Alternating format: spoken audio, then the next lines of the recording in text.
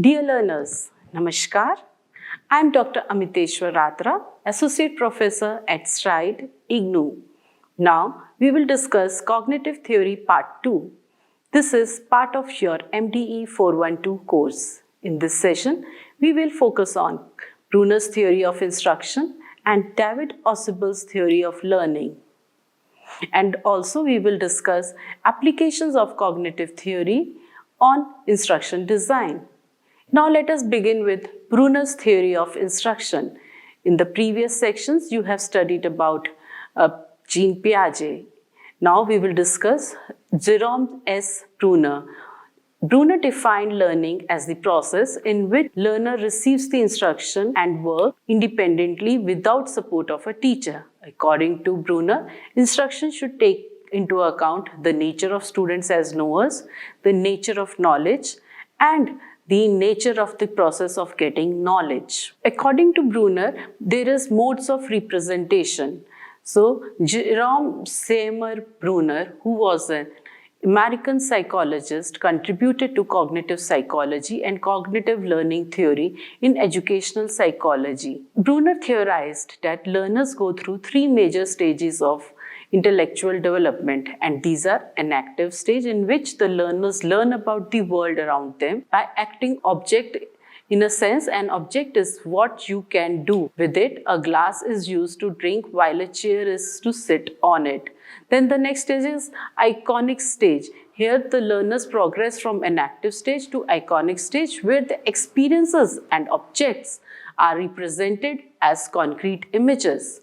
The learner no longer needs to manipulate objects in order to learn about them, but can learn through models, demonstrations, and pictures. The next stage, that is the final stage the learners goes through, is the symbolic stage, when they develop the capacity to think abstractly with symbols. In this stage, individuals go beyond the present and concrete experience to create hypotheses. Now, Bruner also realized that the instruction for the learner should also be sequenced. In other words, for learning to occur best, a learner should first experience it, then react to it concretely, and finally symbolize it. Rather than neatly delineated stages, the modes of representation are integrated and loosely sequential as they translate into each other. Symbolic representation remains the ultimate mode, for it is clearly the most mysterious of the three stages. Now, Bruner's theory suggests it is efficacious when faced with the new material to follow a progression from inactive to iconic to symbolic representation. This holds true even for our adult learners. Bruner's work also suggests that a learner, even of a very young age, is capable of learning any study material so long as the instruction is organized appropriately. That means it is from an active stage to iconic stage to symbolic stage. Now, Bruner suggests a system of coding in which people from hierarchical arrangement of related categories can work together. Each successively higher level of category becomes more specific, echoing understanding of knowledge acquisition. In accordance with this understanding of learning, Bruner proposed the spiral curriculum in which each subject or skill area is revised at intervals at more sophisticated level each time. Now, it can be the process of learning. To Bruner, what is important is not the memorization of facts, but the process of acquiring knowledge. The process of stating a problem, selecting data sources, gathering data, processing data, and making inferences are more important than whether or not students learn a set of facts. Instead of presenting students with conclusions, the distance teacher, instructional designer, open and distance learning specialist should structure the learning situations so that students learn how to work with data to make inferences. That is, they should learn the procedures or methods of inquiry. So now, according to Bruner, learning is a matter of rearrangement or transforming evidence. It is a type of thinking in which the students goes beyond the information given to gain new insights and generalizations. So the next point stated by Bruner would be the formation of learning structures. Now Bruner lists 4 advantages of emphasizing structure in designing instruction. And these are: understanding the fundamental structure of a subject makes it more comprehensible. We understand the material better if it is logically organized.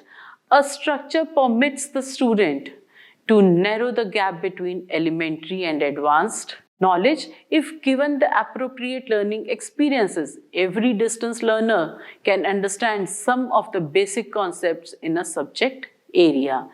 The next point is that unless detail is organized into structured patterns, it is rapidly forgotten. We remember the study material better can actually remember from those study material which we are able to retrieve the study material from our own memory when it is logically organized study material. Also, we need to have an understanding of the fundamental principles and ideas which facilitates adequate transfer of information from one concept to the other. Now comes the stage of concept formation. The inductive process of learning play a role in the formation of learning structures, which consist of concepts and coding systems. Bruner assumes that a student's interaction with the world always involves categorization or conceptualization. The formation of concepts takes place by identifying similar properties in the objects. Categorization permits the recognition of objects because it is only through the use of concepts that any object can be identified and communicated. Concepts are then organized into coding systems. Coding systems is a structure of concepts that ranges from the very basic to the generic concept. Generic concepts include more specific concepts. The coding system may include concepts at several levels of generality, each becoming more inclusive as they become generic and less defined in nature. The formation of coding systems for human thought processes is important because the role they play in retention of information, transfer of learning, and the inquiry process is through the codings that have been taken place in one's human thought processes. The next is discovery learning. The emphasis on mastering an inductive process of discovering knowledge, understanding the fundamental cognitive structures of a subject using intuitive as well as analytical reasoning and underlying upon intrinsic motivation is encapsulated in a teaching method where Bruner calls this as discovery learning. Now, discovery learning takes place when the students rearrange or transform evidence in such a way that go beyond the reassembled evidence to additional new insights. Using this method, the teacher, instructional designer, or open and distance education learning specialist present a set of problems to students who then explore them for solutions and for rules that would allow the solutions of other similar problems.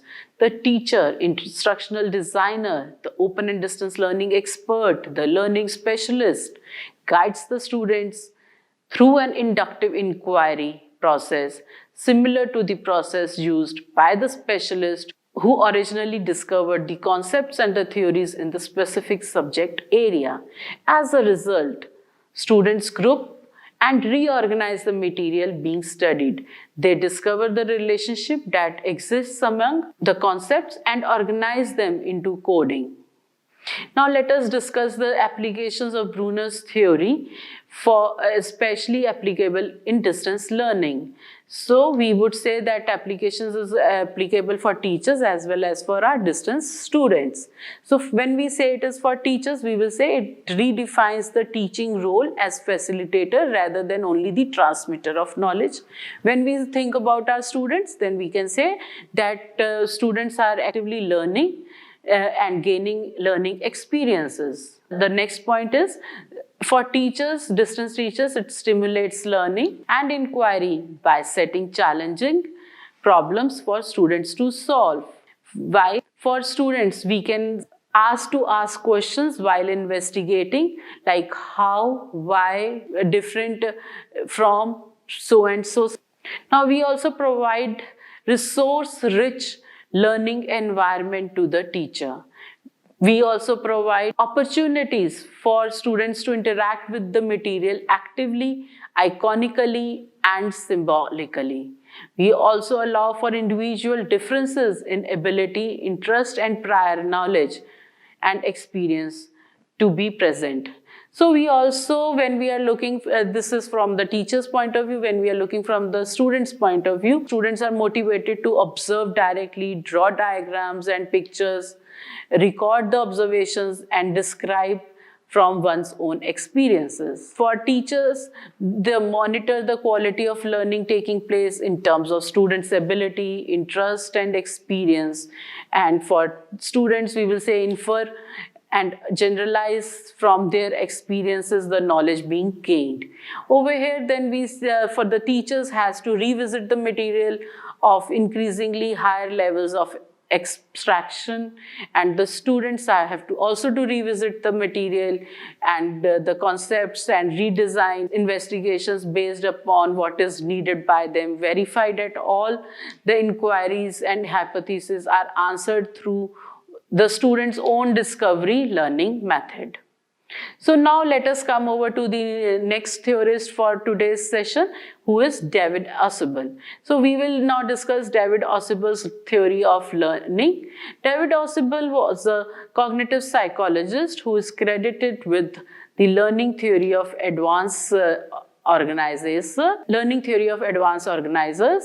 Now his theory, like Gagner's, suggests how teachers, instructional designers can best arrange the conditions that facilitate learning for students.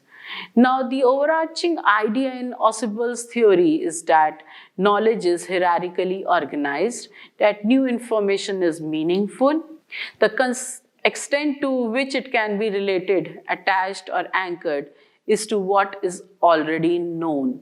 Now, according to Ausubel, there are proposed advanced organizers through which meaningful learning can occur, and Ausubel had placed few types of subsumptions. There were three, which are: one, the subsumption theory. A primary process in learning is subsumption, to which new material is related to relevant ideas in the existing cognitive structure on a substantive, non-verbatim basis. Cognitive structures represent the residue of all learning experiences. Forgetting occurs because certain details get integrated and lose their individual identity. The next subsumption, according to Ausubel, is derivative subsumption. This refers to learning that occurs when a child builds upon concepts already mastered. For example, if learners are learning about apples, they will compare characteristics of red and green apples, small and large apples, sour and sweet apples, and so on, and build on an overall concept of what apples are and what can they do with them. So this is derivative subsumption. Now we come over to the correlative subsumption. Here the concepts are extended. For example, learners learn about apples, bananas, mangoes. In each case, comparisons are made and concepts extended. For example, learners learn that some skins of fruits can be eaten while others have to be thrown away. So, and some can be used in compost heap for obtaining manure later. And some are good for some kinds of plants and some are good for other kinds of plants. So subsumptions reinforce an underlying principle of effective learning, which is to start with familiar material and extend it.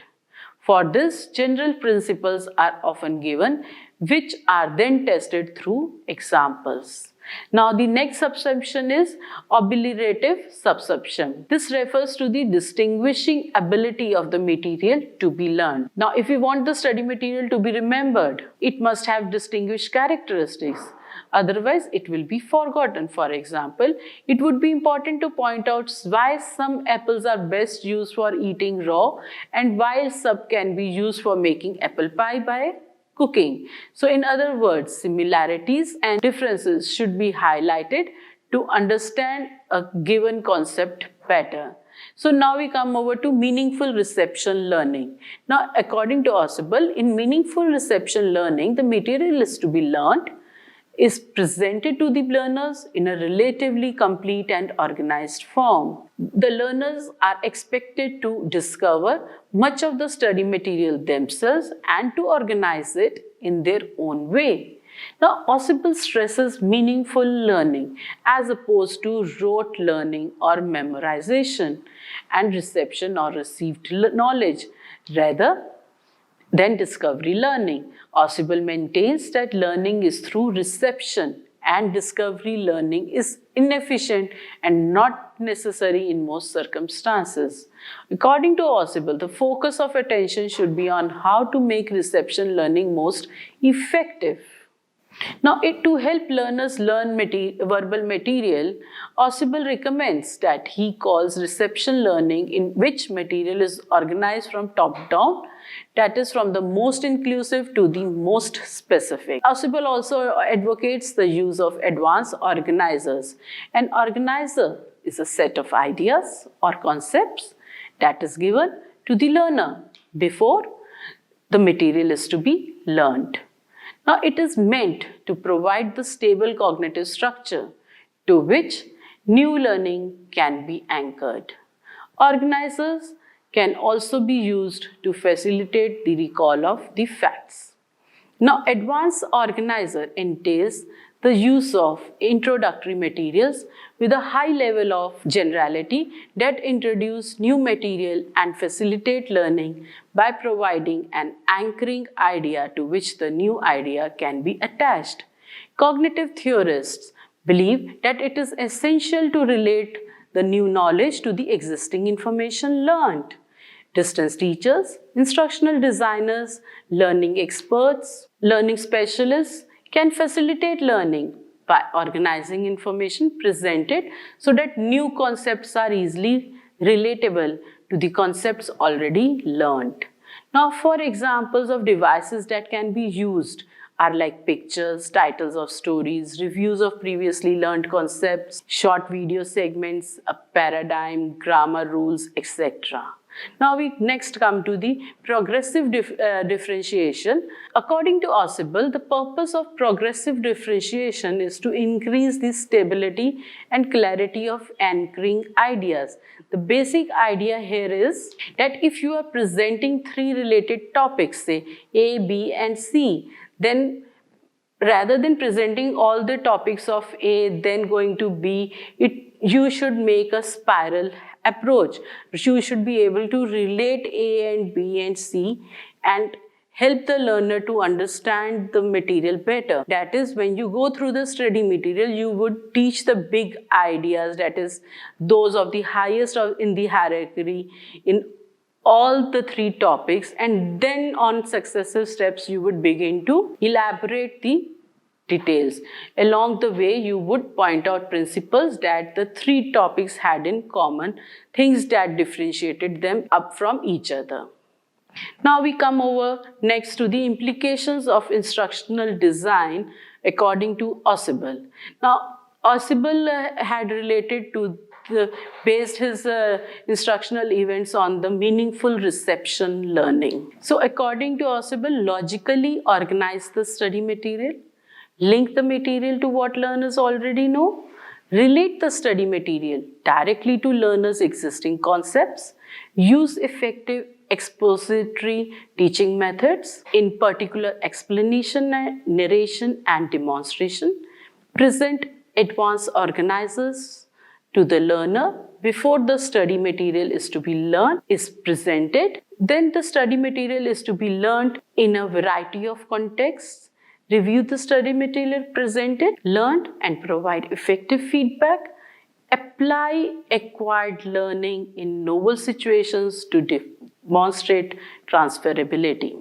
Now with this, we come to the implications of cognitive theories on instructional design. We have read and heard and we know it with experience that the main concern of the cognitivists was the learner and the learning process. The cognitive processes that need to be developed through providing different learning tasks are given due importance. In order to design instruction that will support learning, it is essential that we understand the nature of the tasks that learners will be performing. The cognitive task analysis and the learner analysis for designing instruction are described in the cognitive task analysis and the learner analysis for designing instruction now are, let us discuss that. It is the cognitive task analysis. Now the cognitive task analysis grew out of the cognitive learning theories discussed and to facilitate learning, to develop problem-solving abilities in learners. Has been proved to be a useful tool for describing performance in complex problem-solving domains. The first step in the design of any instruction is a task analysis to determine what should be presented in distance learning materials. Task analysis for instructional design is a process of analyzing and articulating the kind of learning that you expect the learners to know how to perform. Task analysis is very necessary to determine the goals, objectives of learning, to decide the operational components of jobs, skills, learning goals, objectives. So we all need task analysis to do this. So we need to describe what task performance will do, how they will perform a task, apply a skill, how they will think before, during and after the learning is completed. So we should be able to identify what type of knowledge states, like is it declarative knowledge, structural knowledge, procedural knowledge. So we should be able to characterize a job also, a task also. So which task, skills, goals needs to be presented, how to select the learning outcomes, how to go about the appropriate instructional development, and how to know which tasks are most important, have priority for a commitment of training resource. Know the sequence in which tasks are performed, select and design instructional activities, strategies, techniques, select appropriate media and learning environments, construct performance assessments and evaluation. Now the task analysis is the most critical step in instructional planning. Based on the types of knowledge stated, the task analysis helps to resolve the problems of a teacher, such as it defines the content, skills and procedures related to student performance or marginalizes them. It is a crucial step which helps in planning and knowing what is yet not completely known. Then it also helps in reflection processes. It also compels the instructional designer to work at each individual step, skills, procedures that underline the contents which have to be highlighted. During this planning, the teacher or the instructional designer would be able to visualize contents from the learner's perspective. Now, so using this knowledge can not only gain subject and students' prior knowledge insight, but also plan for appropriate instructional teaching and assessing strategies. So there are some techniques for task analysis which involve topic analysis. Here we have to identify different structures, facts, concepts, principles, interpersonal skills. Then we have to group the related content structures from different subjects and their implied competencies. Arrange the various components into logical and sequential order. Prepare the final outline of the topic to represent your task analysis. Then we have to perform the procedural analysis, which would help in conducting the task better. So what does the learner perform? to identify the action in which the learner must perform. These actions are either psychomotor in nature or mental, or it involves cognition in nature. So what does the learner need to know to do about these steps? What knowledge or information is necessary? What does the learner need to know about the resources for further doing the work on it, the referrals or the references? So how does the learner demonstrate using information in conducting an action? It could be meta-procedural, metacognitive knowledge skills, and what physical and mental activities did one undertake? So what stimulus, material or background information or local knowledge resources were used in developing these steps, whether it was related to material, equipment, hands-on activity, or local or situational experiences. Then next step would be how best can these aspects of planning be represented in the final draft of planning. So what representational strategies would be possible, whether we would be able to have concept maps, audiovisual schema. So these are things that would come up with this better. Now this cognitivist school of thought discusses how best the representational strategies have to be organized for inclusion in further assessment planning. It could be setting up the standards, integrating objectives, tables, specifications, blueprints, etc. Cognitive approach also is used for learner analysis. The key to instructional design is to work around the distance learners rather than the contents learning. It is very important to analyze the learner groups before the instruction is planned.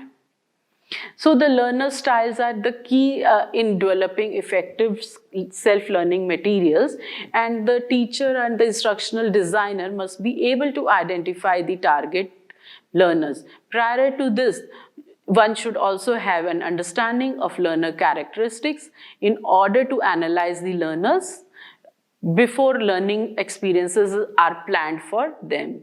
So we can say that the implication is reminding the designer that the learners at different stages of cognitive development do not think and process information in the same manner.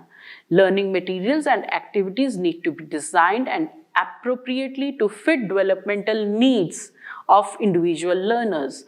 And the second implication is that unless the presented information is stored in the long-term memory, it will quickly be forgotten. Meaningful learning, which occurs when new information can be related to existing knowledge, is more resilient to be forgotten rather than just rote memorization.